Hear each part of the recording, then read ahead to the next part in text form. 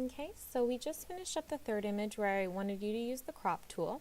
All right, we'll go to the fourth image and let's mess with, let's see, what else could you do? These are sort of basics in this panel, hence it's called basic.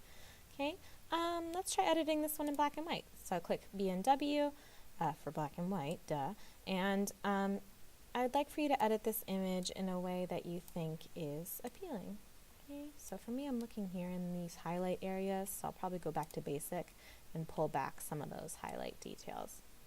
Now it's getting too flat, so maybe I will adjust a little bit of contrast there and maybe a little bit of clarity. So I'd like for you to edit the fourth image in black and white however you see fit.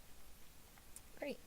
Okay, so let's go to the fifth one and see how much quicker this is than opening things up in Photoshop. It doesn't let you spot brush out. We'll get to that. There are some tools, but it's really good, you know, you want to edit a lot of photos at once. Okay, so this one let's try and play around with lens correction. So I'd like for you to try lens correction. Okay, and I like going into manual because that's when you can add my favorite thing for weddings, and no, not favorite, that's overselling it, but the vignette's pretty popular, right? So usually this feature I think is to remove vignette, but you know, you just gotta add like a really dramatic vignette, you know, right? It's like a crow or something on a branch, add some dark, you know, add a vignette. Okay, you can also mess with distortion, you know, say you're trying to adjust for perspective. Okay, your lens is too curved or fisheye. All right, maybe you want to skew it up and down this way, vertical, horizontal, etc., etc. So you can adjust, you know, so maybe you want your lines to be really straight, especially for architecture. This could be a great tool. But I'm going to undo that. So I'd like for you to do some sort of lens correction here with a vignette. That's what I'll be looking for. Okay, and let's make it really moody, right? You know, you got to have more contrast here. Maybe make it more of a silhouette, and I'll just add a little bit of exposure. There we go.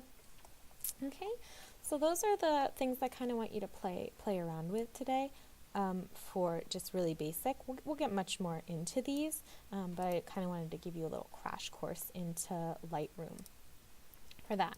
So I'd like for the last 4 images for you to experiment and play with some different things and kind of see what they do.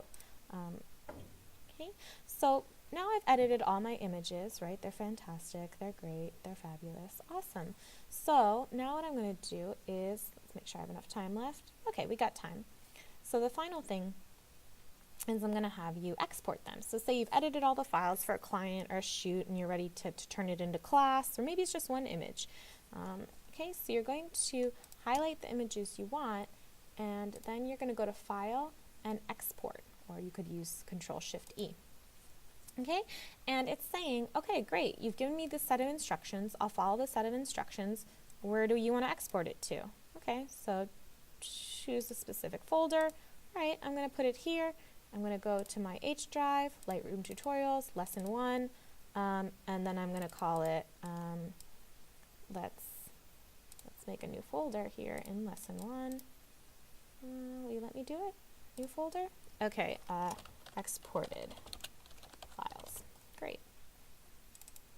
There we go. I want to send them here. I don't want to put them in a subfolder. I want them to go directly in that folder.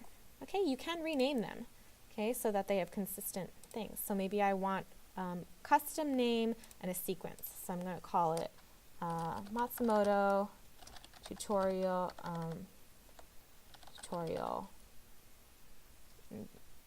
1 or something, I don't know, and then it would save it Matsumoto tutorial 1-1, Matsumoto tutorial 1-2, Matsumoto tutorial 1-3. You can change the start number. You could have it start at like 100 or something. I don't care. Just try exporting it with specific numbers. Okay, leave that alone, leave that alone. Okay, great, and you can add all these specifics, but we'll get to that later. Okay, and just press export. There's my bar I'm watching.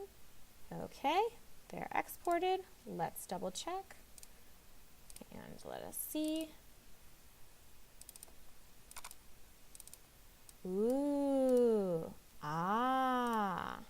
Okay, so now what I want you to do is I want you to turn this in the folder of images. So I'd like for you to turn in this